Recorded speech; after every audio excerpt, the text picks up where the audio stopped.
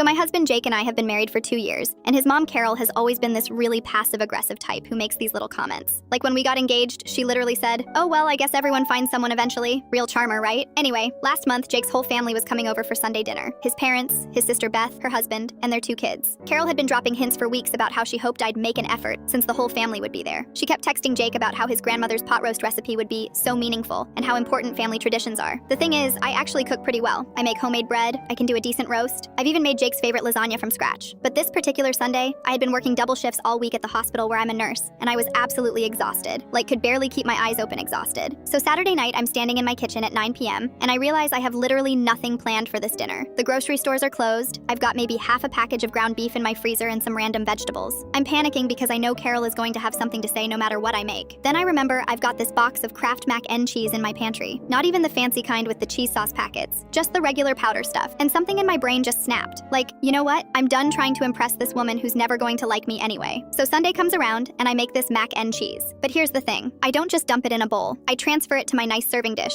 the one we got for our wedding. I even put a little paprika on top to make it look fancy. I set the table with our good china and light some candles. The family shows up at 5 p.m. sharp because Carol is one of those people who's exactly on time for everything. Jake lets them in, and I can already see Carol scanning the kitchen, probably looking for signs of whatever elaborate meal she's expecting. We all sit down at the table, and I bring out this beautiful serving dish. Carol's face just lights up because she thinks I've finally made something worthy of her precious family dinner. She's probably thinking I made some fancy baked mac and cheese with 3 different cheeses or something. I serve everyone their portions with this big smile on my face. The kids dig in immediately because, let's be honest, kids love mac and cheese. But then Carol takes her first bite and I watch her face just freeze. She chews really slowly, and I can literally see the moment she realizes what she's eating. Her eyes get wide and she looks at Jake, then at me, then back at her plate like she can't believe what just happened. "This is," she starts to say, and I jump in real cheerful and go, "Kraft mac and cheese. I thought we'd keep it simple today." The table goes completely silent except for the kids who are happily eating away. Jake's dad is trying not to laugh. I can see his shoulders shaking. Beth is staring at her plate like she's afraid to look up, and Carol just sits there with this expression like I've personally insulted her entire bloodline. Finally, she puts her fork down and goes, "Well, this is certainly different." I just smile and say, "I know! Sometimes the classics are the best, right? This is actually Jake's favorite brand from when he was a kid," which was true. Jake had told me he used to beg his mom for Kraft mac and cheese, but she always insisted on making everything from scratch. Jake's trying so hard not to lose it. He takes a big bite and goes,